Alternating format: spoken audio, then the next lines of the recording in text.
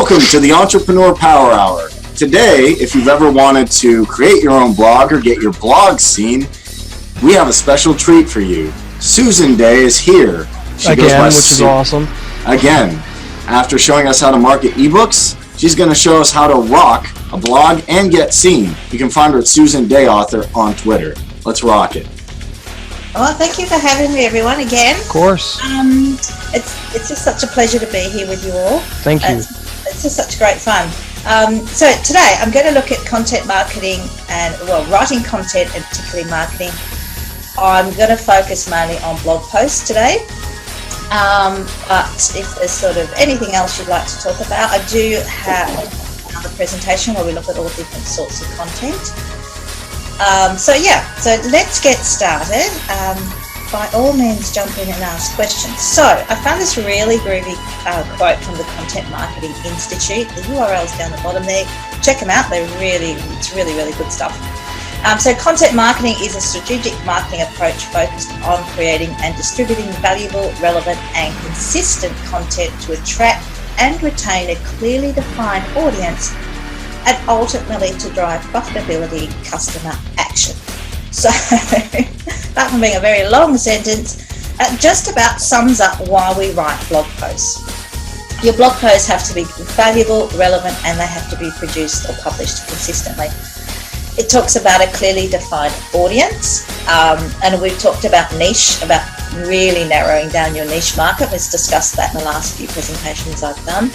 And so if you need me to explain that a bit further, I'd be happy to.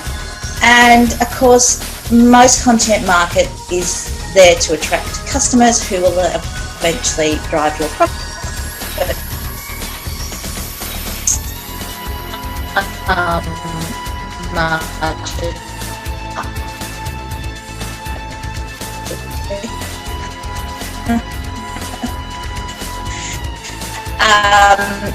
Now, that, of course, getting them to, this is to be good content.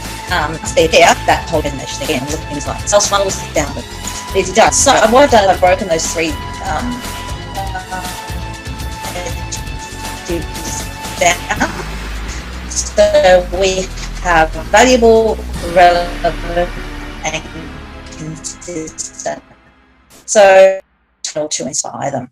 So one of the mistakes a lot of people make about blog, the weather, or you want to put a bit of poetry up, that's cool and that's really good, but you have to realise that you're not going to generate a lot of SEO from that. So if it's relevant, the content which provides the information it promises in the title. So that probably sounds a little bit sort of nufty, but your title is the first thing that's searched. It's what when people put information into their search engine,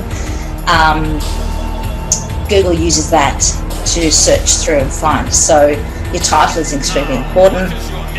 Content which is people want to read about now, it's obviously newsworthy and relevant, and it's relevant to their stages in life. So as you guys know, I maintain a very large blog for dog training, puppy owners, and a lot of the posts there, even though it's been going for 2 years,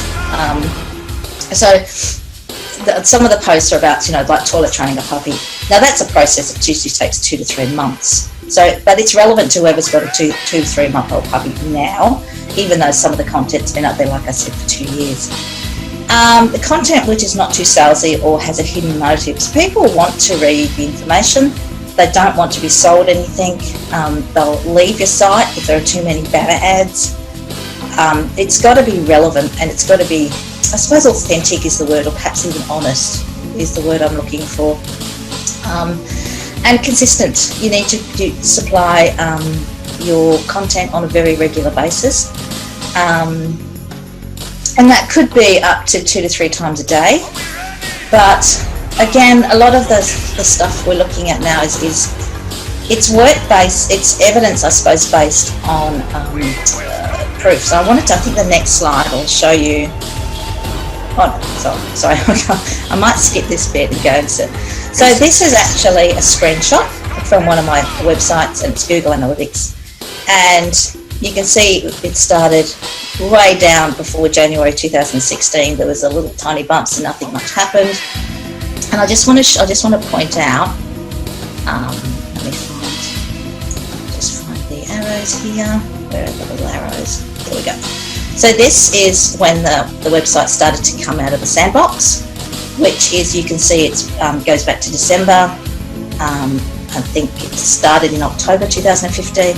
So it took that long before this was published. There was information being published on the site 2 to 3 times a day. And there you can see it starts to rise and it hits a peak here. Now, what happened about, where are we? What happened about here is I dropped off posting 2 to 3 times a day because it was too much like hard work and I had other projects I needed to do. But what do you notice about the graph? It really hasn't changed that much. And you'll see at the end there, I actually went back to posting on it a little bit more because I found some content I wanted to share that I thought was relevant, and it hit a peak. So once you get a certain body of content on your website, it will generate visitors, even if you drop off the posts. So I went from 2 to 3 times a day to once a day, down to 2 to 3 times a week, which I'm maintaining at the moment on this particular blog. So are there any questions about that, about using Google Analytics?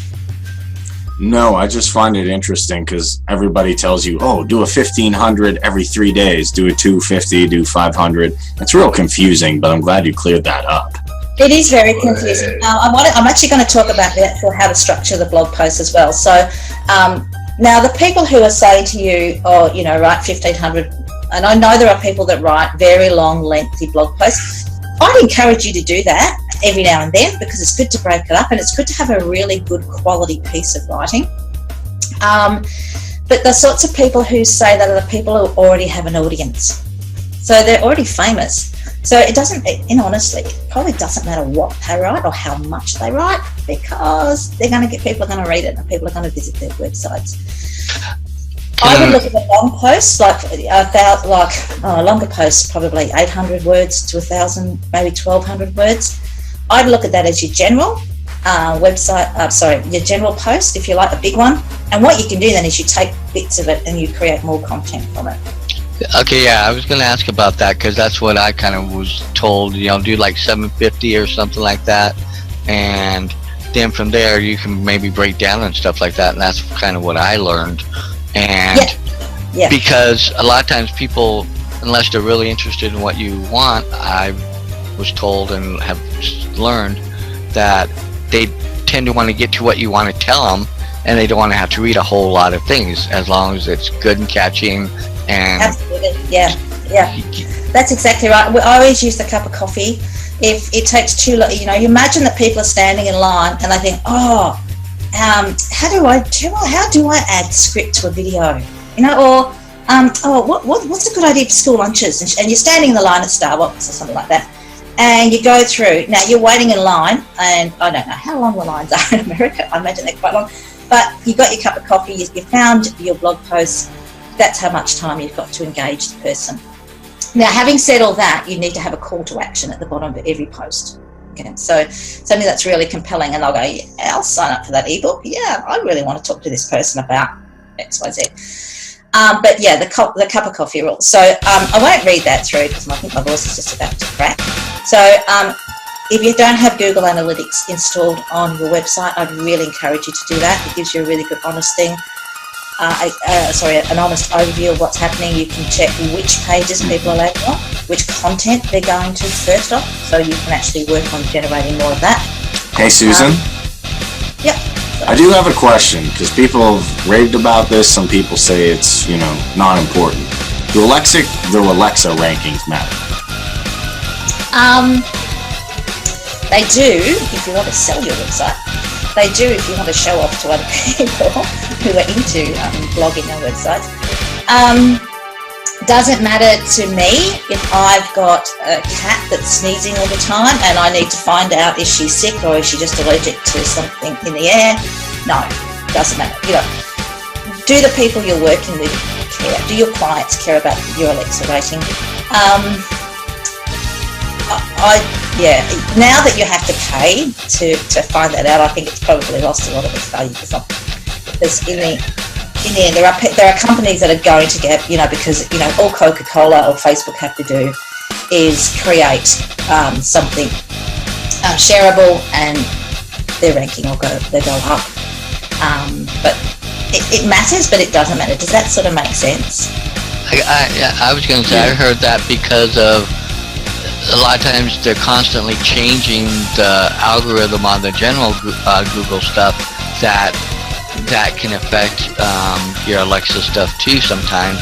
And I heard years ago that Alexa was really big, but it's not so big now because of, I hate to say it, the plethora of people out there and the things out there and what you can find out there. I think that's kind of what I've heard. Yeah, and what you want to look for is you want to look for these little graphs. Okay, so I think this was taken. Yeah, this was taken in February last year. Sorry, this year. And this is that. Although this little blue graph are visitors to the website. Now this website exists organically. I don't advertise it. I don't promote it any other way. All I do is consistently put information up there that I think people will find interesting. And these are the sort of results you get. Nice. So with all these, sorry. No, you can go on. Sorry.